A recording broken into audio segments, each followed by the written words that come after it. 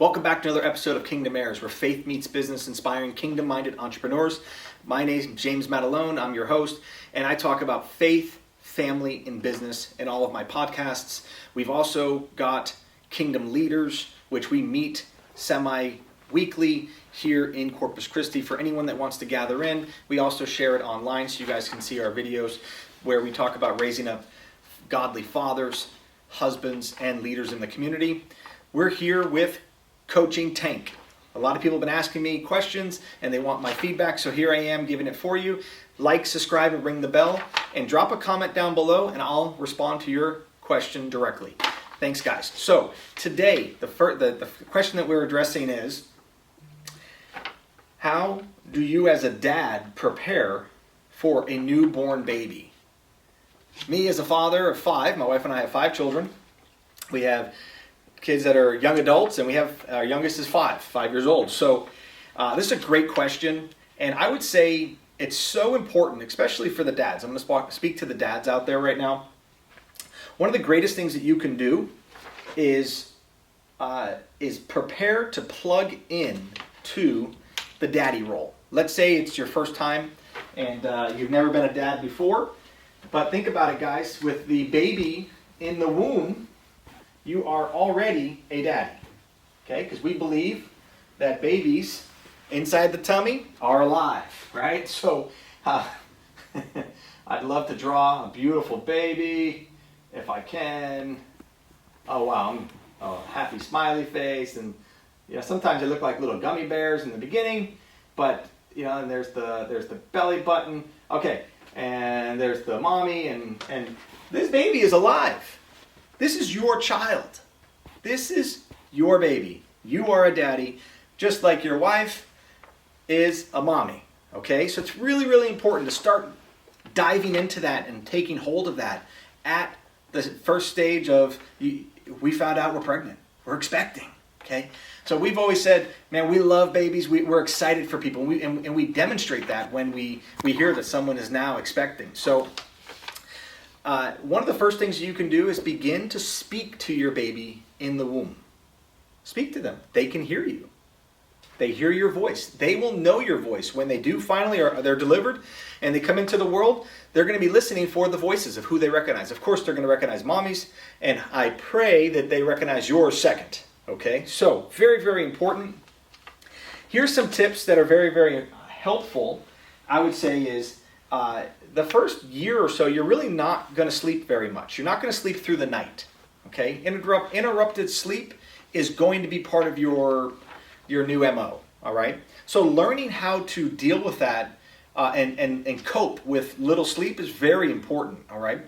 Here's one of the things that I did earlier on, is that when my wife would get up in the middle of the night, I would wake up.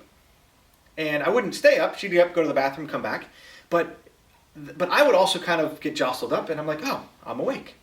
And in other words, practicing kind of having interrupted sleep ahead of time helps for when the baby is here.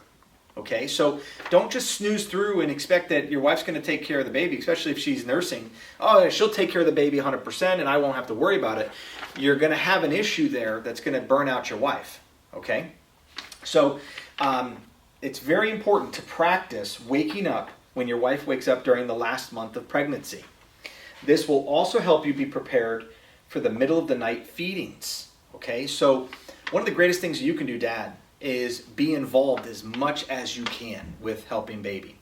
And it's so important that you help with the feeding aspect. So, well, she's nursing. Well, she'll save up some milk for you to be able to bottle feed as well. Maybe at that 2 a.m., maybe at the 4 a.m., maybe you get up early and you take care of the 4 a.m. and most likely baby's going to fall back to sleep. Maybe they'll be up for an hour or two, but you can then rock them back to sleep. There's aspects that you want to be part of. You don't want to miss it. I promise you, you do not want to miss these early stages because it's bonding. You want to bond with your child. You will not get a lot of sleep in the first couple months of your baby being home. You'll want to be part of everything. Don't let your wife do everything herself. You will want to be part of your baby. And you will want to be part of soothing your baby skin to skin, and you'll want to be part of changing the diaper. You won't want to miss out on any part of it. Now that sounds crazy. What do you mean skin to skin and change diapers? And what I learned is from an early age, and I was young. I was a father at 21. I'm a father at 21 of twins. And I learned that it was twins, so we needed to be part of it. I needed to help my wife. She couldn't do it all herself. But what was so important is that I was a part of the feeding, I was part of the changing the diapers, and I was part of the bouncing and holding, right? And it connected me to my babies so that I didn't feel detached. And even till this day, I've maintained a good, solid relationship with my girls, my twins, and I'm still involved with them today, and we still have very close communication and community. And that starts at the young age. Okay, so I think it's just really, really important that you also, number 2 is skin to skin. So babies like the closeness of their mother and their father.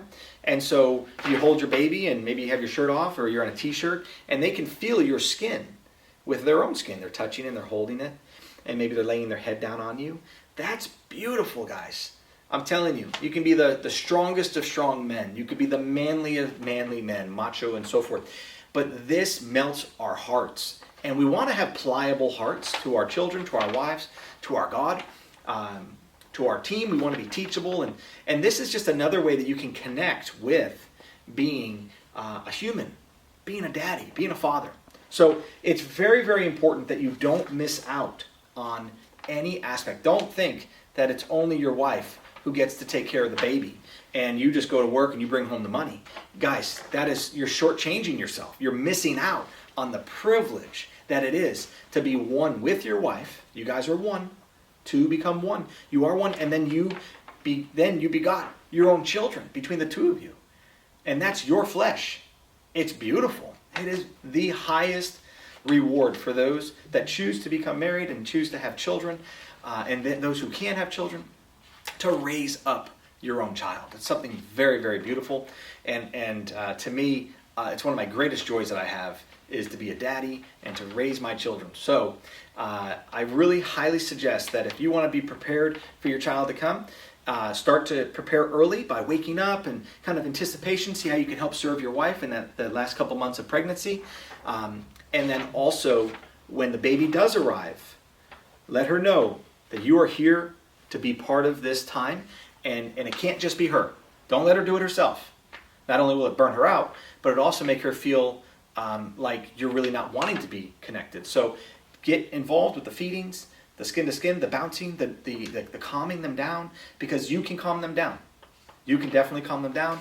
And then also get involved with the changing of the diapers and just making sure that the babies are comfortable. And then enjoy the ride, guys. Hey, thanks so much. If you have a question, ask it down below and I'll respond directly to you. Thank you, guys.